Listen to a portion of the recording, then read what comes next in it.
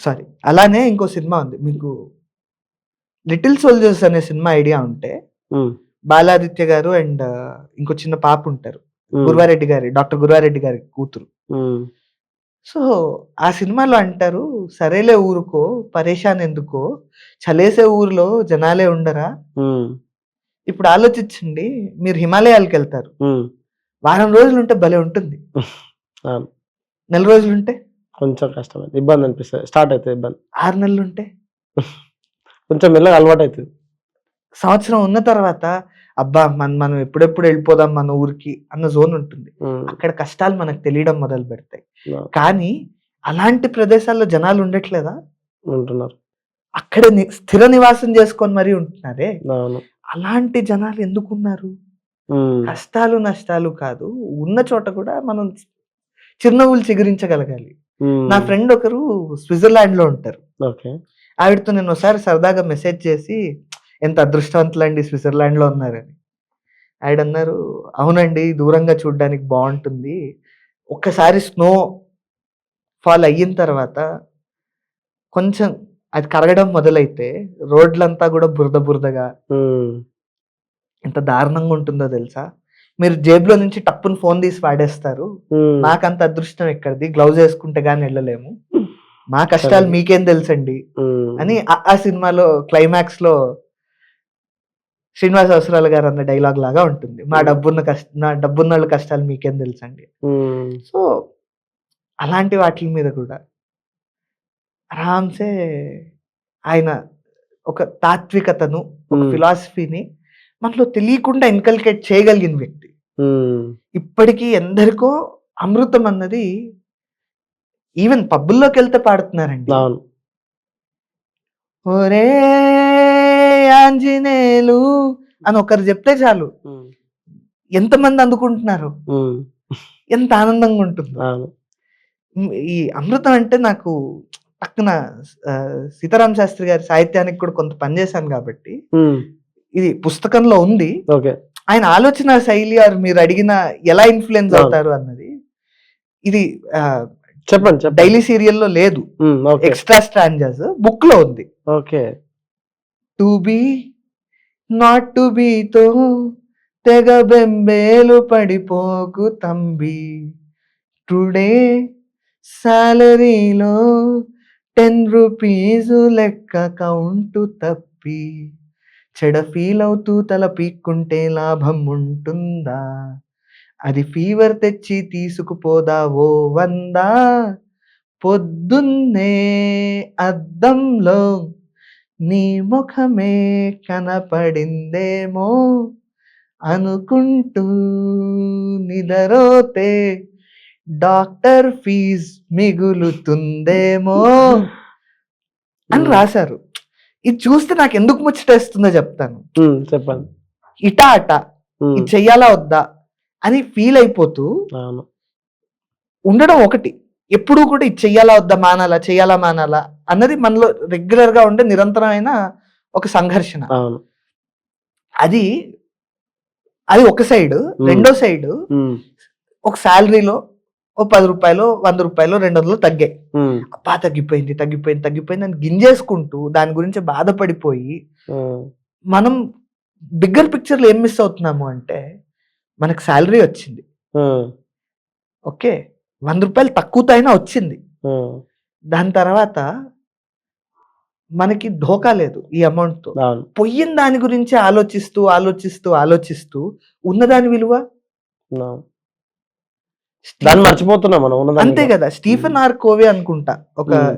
రచయిత okay. Personality developments book రాస్తూ look look what is not at a distance కాదు. Don't look at something at a distance but hmm. Look what is at your hand. నీ చేతిలో హ్మ్. ఏముందో చూడు. ఎక్కడో దూరంగా మన దగ్గర ఏం లేదో అదెందుకు జూస్తావు అని. హ్మ్. మనకి జనరల్‌గా అలవాటేంటంటే, మన చేతిలో ఉన్న దానికన్నా గూడా పచ్చిగానే పక్కన వాడి చేతిలో ఏముందో చూడడం అలవాటు. అవును. ఎగ్జాక్ట్‌లీ. సో, ఇలాంటి వాటిల మీద ఆయన చురకేస్తూ, ఇంకా అద్భుతమైన చురక నాకు దెలిసి, హ్మ్. పొద్దున్నే లేచి మనం ఏమంటాం, ఈరోజు ఎవడి మొహం జూసామో గాని రోజు బాలేదురా. ఆయన జూడండి హైట్స్ ఆఫ్ పాజిటివిటీ అక్కడ. నీ హ్మ్. మొహమే కనిపించిందేమో అద్దంలో. హ్మ్. అలా ఎందుకు అనుకోలేవు? అవును. అప్పుడు ఎవరైనా తిట్టాల్సిన అవసరం ఉండదు. ఎగ్జాక్ట్లీ.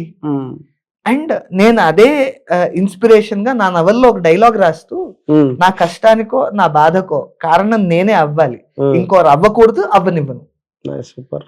అంతే, నేనే. Good or bad it is because of మీ.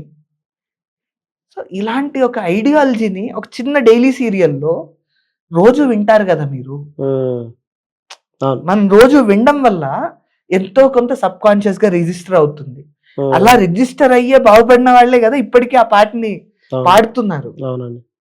బాగుపడుతున్నారు అన్నది కూడా నేనేమంటాను అంటే దాని నుంచి ఇన్స్పిరేషన్ పొంది వాళ్ళు ఇలా మార్చుకోవచ్చు మనల్ని అని వాళ్ళకి వాళ్ళు రియలైజ్ అయ్యారు. కాబట్టి అవును, అంటే మనలో ఎట్లా పాజిటివిటీని ఎలా ఇన్కల్కేట్ చేసుకోవచ్చు, ప్రతి దాంట్లో ఎట్లా చూడాలి పాజిటివ్ గా, అంతే.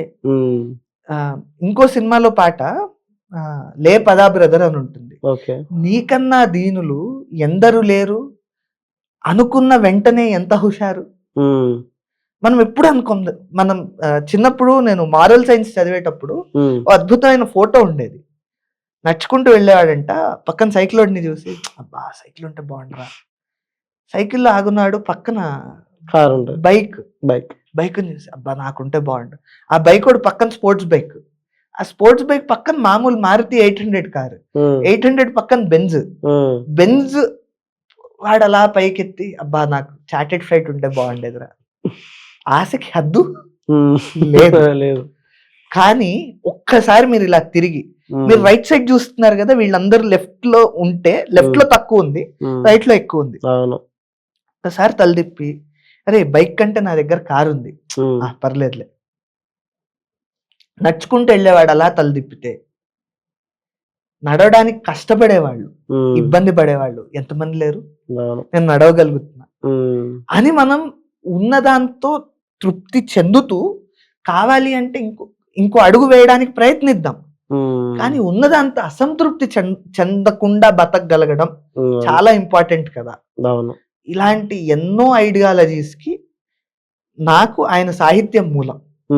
అందుకే నేను ఈసారి ఫిక్స్ అయింది ఏంటంటే, నేను రాయబోయే నెక్స్ట్ బుక్ ఆయన పాటల్లోని వ్యక్తిత్వ వికాస కోణము, దాని తర్వాత ఆయన పాటల్లో నుంచి నేను నేర్చుకున్నది ఏంటి, అసలు సిరివెన్నెల గారి సాహిత్యంలోని పాజిటివిటీ ఎంత గొప్పది అని ఎక్స్ప్లెయిన్ చేసేలాగా ఒక పుస్తకం రాద్దాము అని. ఇంకొన్ని రోజుల్లోనే అది కూడా రిలీజ్ అవుతుంది అని ఆశిస్తున్నాను. అవుతుంది కంపల్సరీ. దాని పేరు కూడా సరేలే ఊరుకో పరేషాన్ ఎందుకు అని పెట్టా. ఆయన పల్లవే, నాకు ఆయన పల్లవులను అలా వాడుకోవడం ఇష్టం అనమాట. నా మొదటి నవల పేరు కూడా నీ చూపు చెప్పింది నాకు అని. ఆయన అంతం సినిమాలో నీ నవ్వు చెప్పింది నాతో అన్న దాన్ని కొంచెం నేను మాడిఫై చేసుకొని నేను పెట్టుకున్న పేరు అనమాట. ఆయన పల్లవులే ఎన్నో కథలకి ఓపెనింగ్ సీన్లు, ఎన్నో కథలకి మూలాలు. సో ఒక తరం పూర్తిగా ఆయన ఇలా ట్విస్ట్ చేయగలిగిన రచయిత అనమాట.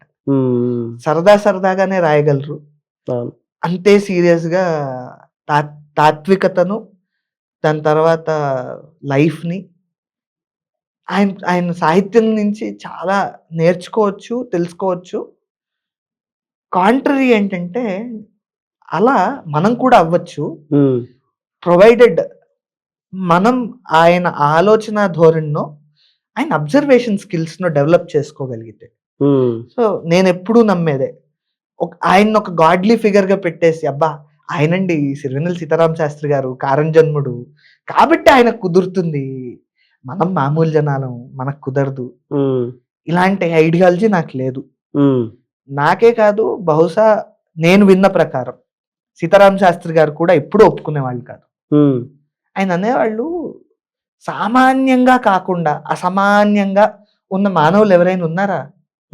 అందరూ సామాన్య క్షుద్ర మానవులే, పుట్టాల్సిందే పోవాల్సిందే. మనం చేసే ప్రయత్నం, మనం దానికి ఉన్న అక్కర. ఇంకా మీరు ఇది అంటుంటే నాకు థాట్స్ అలా ఓవర్ఫ్లో అవుతున్నాయి, కొంచెం క్రాస్ అవ్వకుండా ప్రయత్నిస్తున్నాను. ఆయన నుంచి ఎవరైనా ఏదన్నా నేర్చుకోవాలి అంటే